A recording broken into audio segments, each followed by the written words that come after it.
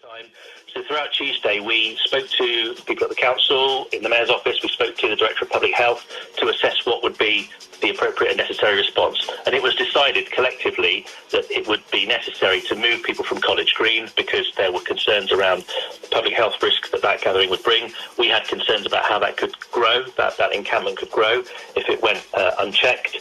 So we made numerous appeals throughout the day and into the evening for people there to disperse and move on, going through the 4 E's process that we would in relation to policing COVID regs: engage, explain, encourage, before enforcement.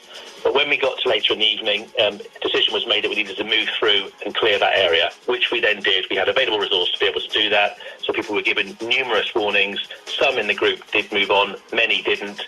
So the police went through and cleared the area. There were then 2 groups. One were pushed down into Deanery Road. The vast majority of people dispersed and went home at that point. One group of around 30 to 40 went to Deanery Road, other went to the bottom of Park Street, and we had a bit of a standoff with them over a number of hours. They had a sit-down protest in the road, which was allowed to go on for say, a few hours until around 1 o'clock, where we went to an arrest phase to move in and arrest people for offences.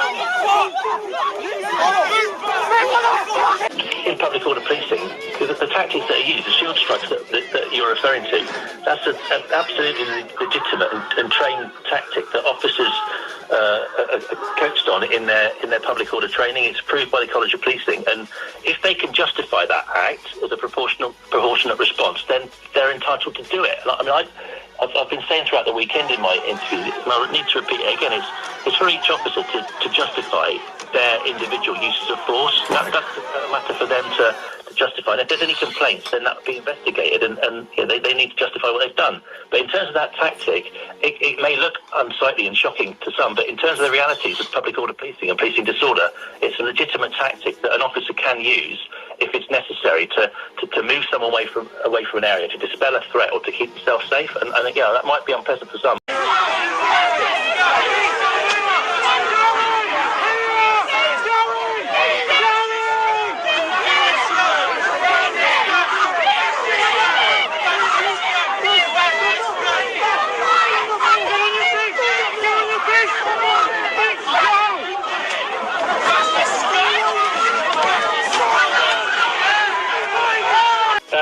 Information was included in a media statement that was provided on the night.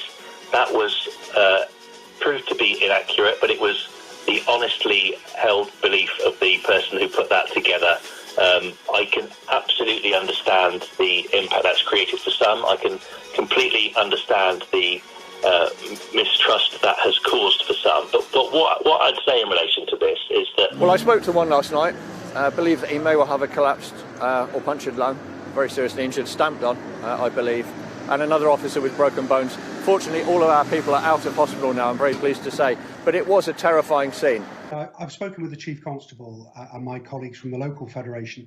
There were 20 police officers were injured last night, and as you've said, Jane, a couple of them seriously with broken bones. We had another officer who has a collapsed lung. What they've done is they haven't just smashed windows and attacked police officers. We have injured police officers, broken ribs, broken arms. Several officers have been injured, some reported to have broken bones. The chair of the Avon and Somerset Police Federation said people's right to protest had been hijacked by protesters hell-bent on violence. The scenes, Mr. Speaker, in Bristol yesterday were utterly shameful. We saw criminal thuggery and disorder caused by a minority who put lives at risk. And our exceptional and brave police officers put themselves in harm's way to protect the public. For them to face the criminal violence against them while upholding the law is completely unacceptable. Some of them also saw the officer that was pulled from the crowd, who was believed to have suffered the broken ribs and the punctured lung. And they described to me how he physically looked and how how unwell he looked, how traumatised he looked. And I'm in no doubt about that. That the power of the police to fulfil their functions and duties is dependent on public approval of their existence, actions and behaviour, and on their ability to secure and maintain public respect.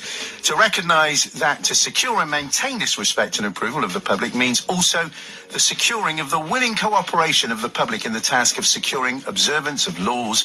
To recognise always that the extent to which the cooperation of the public can be secured diminishes proportionately the necessity of the use of physical force and compulsion for achieving police objectives.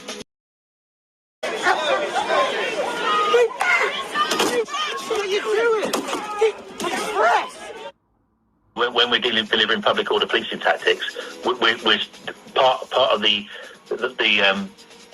way you want to operate is to take that control when you're in that mode.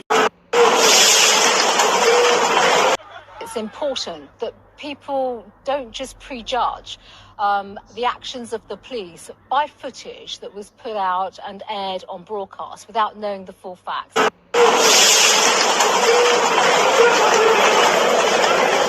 Yeah!